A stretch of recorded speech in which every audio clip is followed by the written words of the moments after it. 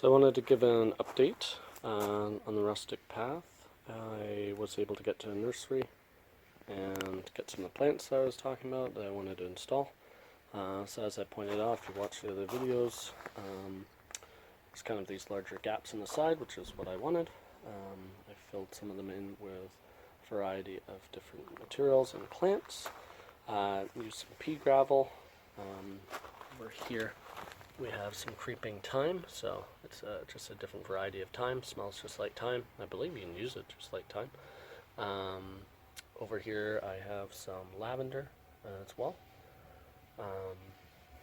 And the idea is, oh, and some moss as well. I did put some moss as well.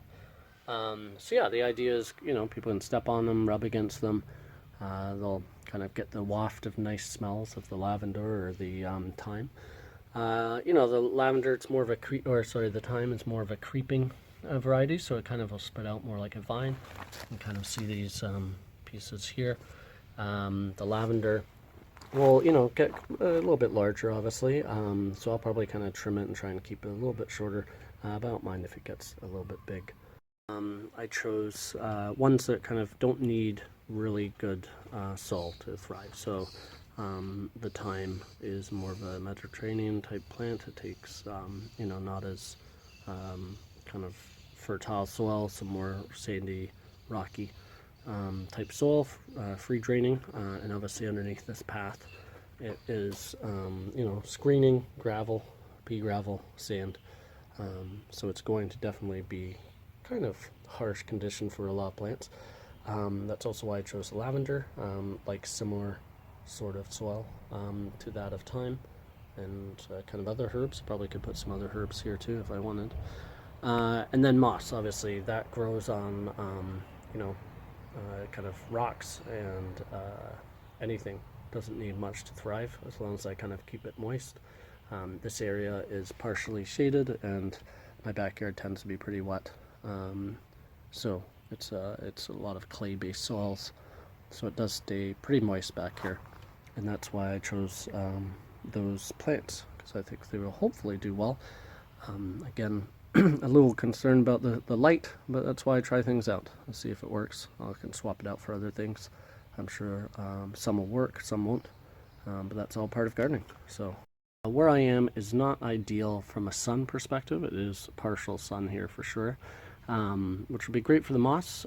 Even the thyme will probably be fine. I've had it in somewhat partial before. Lavender, not as much, might get a little lanky, so maybe the trimming will help to keep it compact anyway. But yeah, odds are that the space in between all of these bricks will likely fill in with some moss and different things like that. I did also do some plantings along the side here. In the original video, you probably saw I was moving this bamboo over here.